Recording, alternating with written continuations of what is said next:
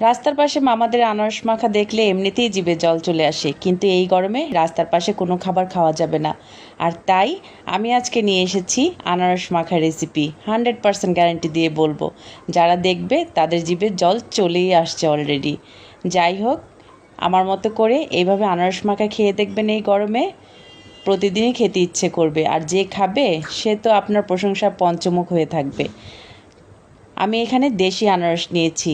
বড় আনারসগুলো খেতে ভালো লাগে না, দেশি আনারসটাই বেশি ভালো লাগে। তাই দেশি আনারসটা সুন্দর করে কেটে নিব, আর সাথে চোখগুলোকেও কেটে নিব। আনারসটা সুন্দর করে কেটে তারপর মাঝখান দিয়ে এটাকে 4 ভাগ করে নিব। আমি একটা আনারসই নিয়েছি, কারণ এখানে আমি একা খাবো। আনারসের মাঝখানের যে শক্ত জায়গাটা সেটা সুন্দর করে কেটে ফেলে দিব।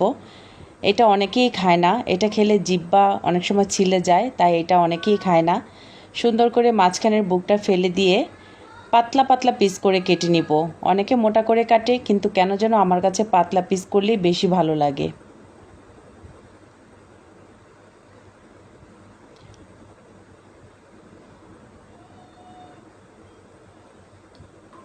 এভাবে সবগুলো আনারস পাতলা পাতলা করে কেটে নিব। আমার কাটা শেষ হয়ে গেছে, এখন এটা আমি একটা প্লেটে তুলে নিব।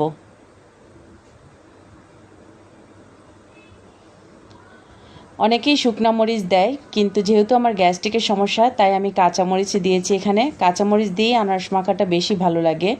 আমি এখানে 2টা কাঁচামরিচ নিয়েছি। কাঁচামরিচটাকে মিহি কুচি করে দিব। যে যেমন ঝাল খায় সেই অনুযায়ী দিবে। আর সাথে দিব ধনেপাতা কুচি। এই ভর্তাটায় অবশ্যই ধনেপাতা দিতে হবে।